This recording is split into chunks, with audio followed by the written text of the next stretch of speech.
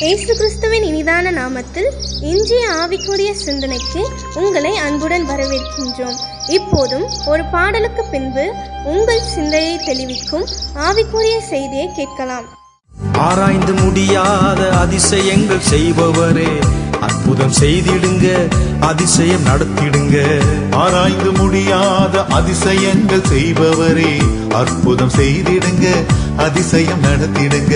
ரெட்டிப்பான நன்மைகளை தருவேன் என்று சொன்னீரே, இன்றைக்கே தந்திடுங்க, இப்பவே தந்திடுங்க. இரட்டிப்பான நன்மைகளை தருவேன் என்று சொன்னீரே, இன்றைக்கே தந்திடுங்க, இப்பவே தந்திடுங்க. உம்மைத்தான் நான் நம்பி இருக்கேன், அற்புதங்கள் எனக்கு செய்யுங்கப்பா. உம்மைத்தான் நான் நம்பி இருக்கேன், அற்புதங்கள் எனக்கு செய்யுங்கப்பா.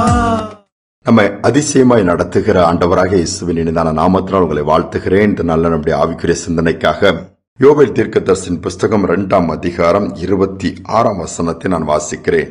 நீங்கள் சம்பூர்ணமாய் சாப்பிட்டு திருப்தி அடைந்து உங்களை அதிசயமாய் நடத்தி வந்த உங்கள் தேவனாகிய கர்த்தருடைய நாமத்தை துதிப்பீர்கள். என் ஜனங்கள் ஒருபோதும் வெட்கப்பட்டு போவதில்லை. அதிசயமாய் நடத்தி வருகிற நம்முடைய கர்த்தர், அவருக்கு ஒரு நாமம் உண்டு, அதிசயம். அதிசயம்னா என்ன? ஒண்ணுமே இருக்காது, அங்க அற்புதம் நடந்துரும், ஆச்சரியமா இருக்கும் நம்முடைய பாக்குறதுக்கெல்லாம். செங்கடல் வழியா இஸ்ரேல் ஜனங்களை கடந்து போக வைக்கிறாரு. செங்கடலை பிளந்து வழி உண்டாக்க முடியுமா? ஒரு கடலை வெட்டாந்தரை ஆக்கி ஒரே நாள் இரவோடு இரவா ரோடு போட்டு, அது நடக்கிற காரியமே கிடையாது. விஞ்ஞானத்தினால் முடியாது, மனிதரால் முடியாது, யாரால் முடியாது. ஆனால் தேவன் என்ன பண்ணுகிறார்? இஸ்ரேல் ஜனங்கள் அதை கடந்து போக முடியாது, இரண்டாக பிளந்த தண்ணீர் மதில் மாறி நிற்க வைத்து உலர்ந்த தரையாய் மாற்றி கால் நனையாமல் நடந்து அக்கறைப்படுகிறார்கள். இதுதான் அதிசயம். இதுவரை நடந்திராத ஒன்று. அவ்வளவு பெரிய தேவனை நாம் பெற்றிருக்கிறோம். வானத்தின் மன்னாவை கொடுக்கிறார், திருப்தியா சாப்பிடுவரை குறைவே இருக்கு. அதை எடுத்து சாப்பிட்டா எனக்கு கொஞ்சமா கிடைச்சது, எனக்கு மீதி பசியா இருக்குது, பசியாருன்னு சொன்னதே இல்லை. அதிகமாக அதை கலெக்ட் பண்ணவங்களுக்கும் மீதியா இருந்ததில்லை, கொஞ்சமா கலெக்ட் பண்ணி சாப்பிடுறவங்களுக்கும் குறைவாக இருந்ததில்லை. ஆண்டவர், அதுதான் அதிசயம். நம்முடைய வாழ்க்கையில கொஞ்சம் சம்பளம் இருந்தாலும் ஆண்டவர் நடத்தினார. அந்த நாட்கள்ல அழகா தான் நடத்தினாரு. இன்னைக்கும் அவரோட சம்பளம் கூடி நல்லா இருந்தாலும் குறைவு வைக்கல, நடத்துறாரு. அதுதான் அதிசயம். ஐயோ எனக்கு இவ்வளவுதான் இருந்தா தான் நடத்துறாரு, இல்லவே இல்லை. இருக்கிறதை ஆசீர்வாதமாய் மாற்றி கொடுக்கிற தேவன் நம்முடைய தேவன். அது ஆச்சரியமா எல்லாரும் நினைக்கிற அளவுக்கு கர்த்தர் நம்முடைய காரியங்களை நடத்துவாரு. திரும்பி பார்க்கும்போது நன்றி சொல்ல முடியும். இன்னைக்கு ஒரு 20 வருஷத்தை திரும்பி பாருங்க, அல்லது 30 வருஷத்துக்கு முன்னாடி நீங்க இருந்த நிலைமையை, இன்னைக்கு இருக்க நிலைமையை திரும்பி பாருங்க. ஆண்டவர் நன்மையாக நன்றாகத்தானே வைத்திருக்கிறாரு. இன்னைக்கு பிள்ளைகளெல்லாம் நாங்க எப்படி வளர்த்து ஆளாக்க போறேன்னு தெரியல, அங்கலாய்த்திருப்பீங்க. இன்னைக்கு ஆளாக்கிட்டீங்களே, நன்றியேன்னு சொல்லக்கூடாது. ஒரு குடும்பம், ஒரு குட்டி பையன், அவன் உட்கார்ந்து வீட்டுல விளையாடிட்டு இருக்கிறான். கரண்ட் போயிடுச்சு. அப்ப அந்த அரிக்கலன்னு சொல்லுவாங்க, அதாவது இந்த மண்ணெண்ணை விளக்கு வச்சு இது பண்ணும்போது அவன் என்ன பண்ணிட்டான், ஓடிப்பா அந்த லைட்டை பிடிச்சிட்டான். இந்த அம்மா கிச்சன்ல வேலை பார்க்க இந்த லைட் சரிஞ்சு மண்ணெண்ணை அப்படியே கொட்டி விளக்கு அப்படியே எரிஞ்சு இந்த பையனையும் எரிச்சிருச்சு. எரிச்ச உடனே கை கால்கள் எல்லாமே எரிஞ்சு ஃபயர்ல மேக்சிமம் அவனுக்கு உடம்பெல்லாம் கரிஞ்சிருச்சு, கால் ஃபுல்லா எரிஞ்சிருச்சு, கை எரிஞ்சிருச்சு, உடம்பு முகம் எல்லாமே தீக்காயங்கள். உடனே ஹாஸ்பிட்டல் தூக்கிட்டு ஓடுது. டாக்டர் சொல்லிட்டாங்கம்மா எல்லாமே போச்சுமா, கால் இல்ல, கை இல்ல, தலையும் உடம்பும் தான் இருக்குது. இதை வச்சு என்ன பண்ண போறோம் அந்த பையனுக்கு?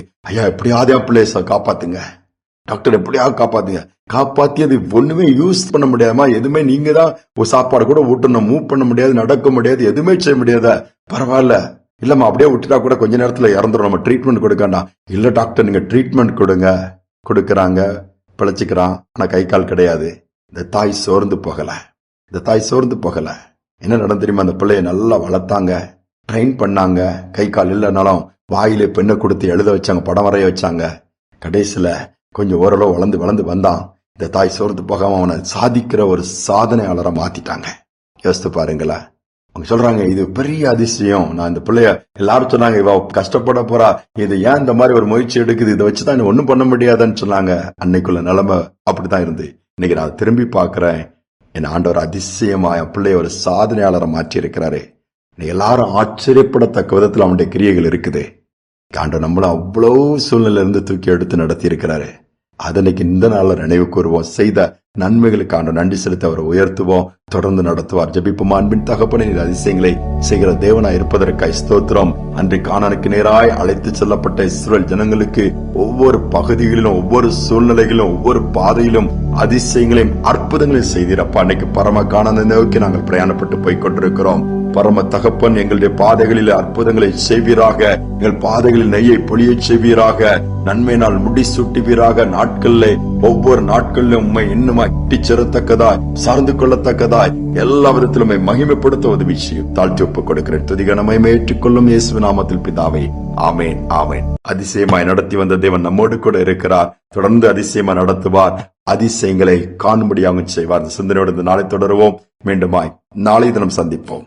பயப்படாதே நீ மனமே, நான் காத்திடுவேன் உன்னை தினமே. பயப்படாதே நீ மனமே, நான் காத்திடுவேன் உன்னை தினமே.